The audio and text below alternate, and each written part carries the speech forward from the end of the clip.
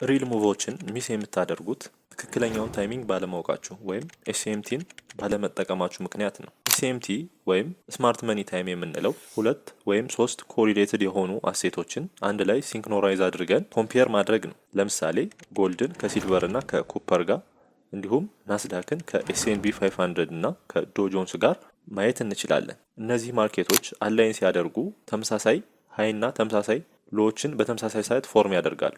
ነገር ግን ኤስኤምቲ የምንለው በተመሳሳይ ሰዓት ፎርም ያደረጉትን ሃይ አንዱ አሴት ክላስ ላይ ቴክ ለማድረግ ፌል ሲያደርግ እንዲሁም አንደኛው አሴት ክላስ ላይ ሃይውን ቴክ ሲያደርገው ነው። ለምሳሌ ጎልድ እና ሲልቨርን ማየት እንችላለን።